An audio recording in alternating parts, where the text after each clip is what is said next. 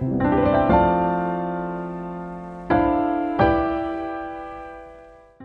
hi! I'm so excited about this new book that's coming up, Developing Glazes. I want to share with you a little bit about why I wrote this book. For years, people have been saying to me, how is it that you develop these fantastic finishes? And usually my answer is, I don't know, I play around a lot. But I thought, why don't I give myself a challenge? I think a lot of the young potters these days are buying their own glazes, and they're not necessarily making their own glazes even for their decorative work. And so I wanted to show them how, if I was starting out, maybe how would I go about developing some new techniques and new finishes that were unique to me. So I thought, well, if I was a young potter, first thing I do is I go online. So I went online and I picked out 4 glazes that I'd never used before. You can use terra sigillatas, which are fine clay slips, and you can use minerals by themselves. And this is all that you get to use. And now you start.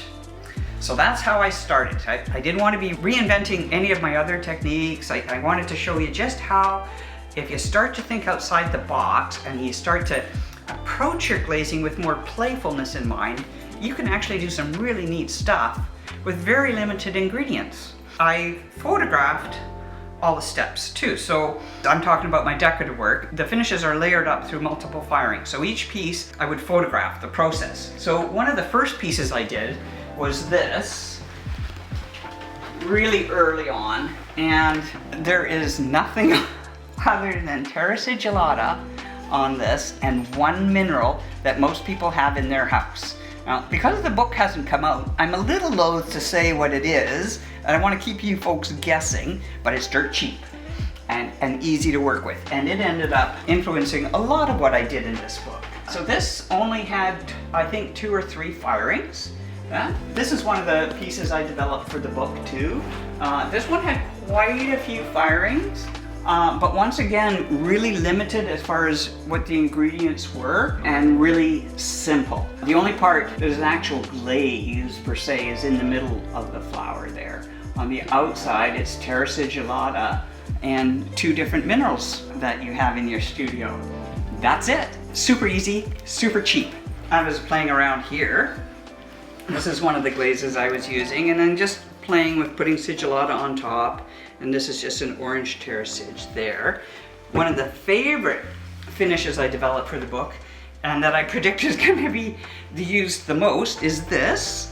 And I won't explain it because you got to buy the book, but it's actually really, really simple technique.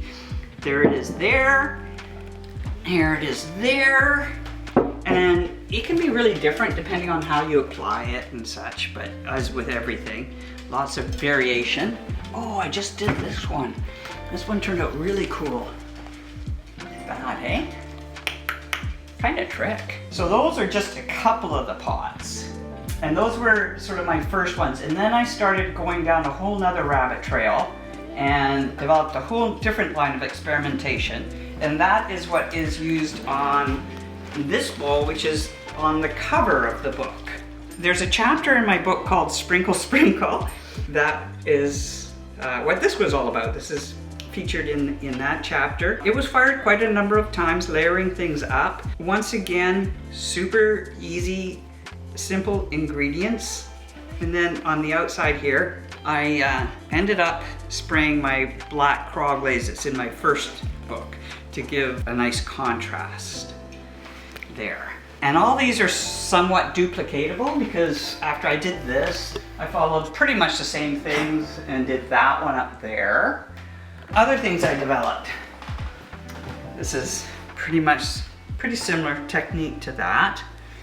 This again with the black on the outside. This is one of the first ones I developed. And this again, just mainly minerals, terra sigillata, a little bit of one glaze. Every book has a favorite chapter for me to write. In my first book, my favorite chapter was Things I Wish I'd Known. And in this book, my favorite chapter is Never Say Die.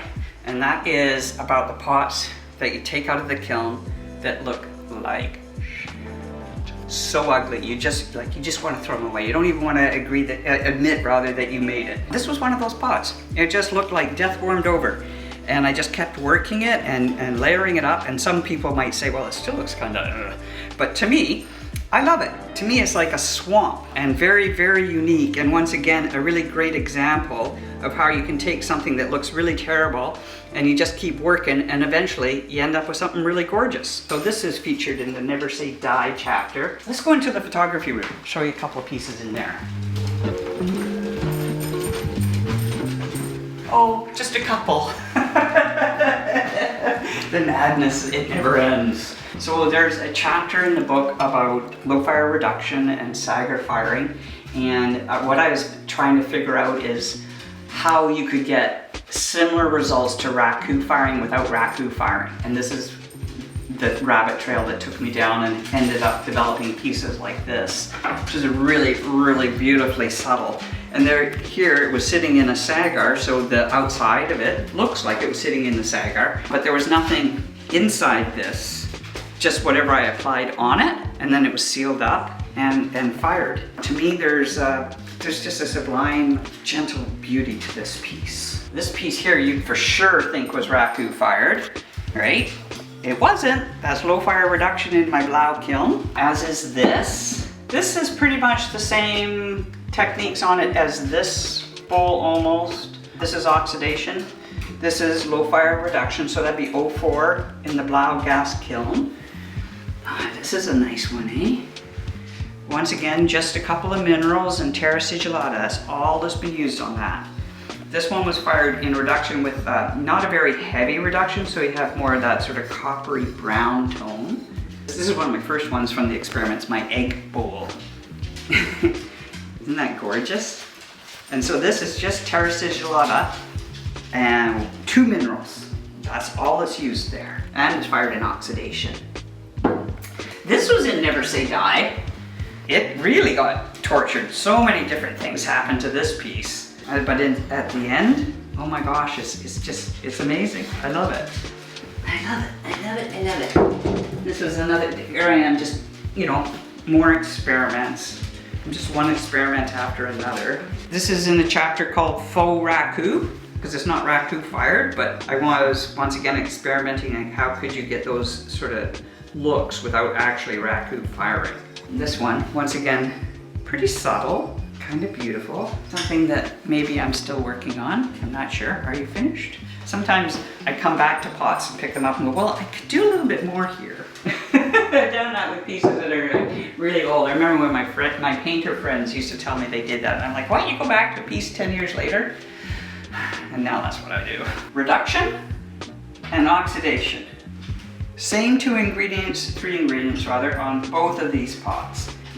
Both of them have a terra sigillata, the orange terra sigillata on the outside, and they have 2 minerals on the inside, and that is it. O for reduction, O for oxidation. Back to that beautiful glaze that I predict lots of people are going to be working with. There you go.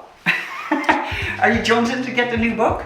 I hope you are. I haven't even talked about the tableware. I'm gonna have to do that another day because it can only cover so much, and today is the decorative pieces. Can't wait to have the book in my hands and in yours. And remember, every time you buy the books, you're supporting the Legacy Project, and that's a good thing. Okay, pot out.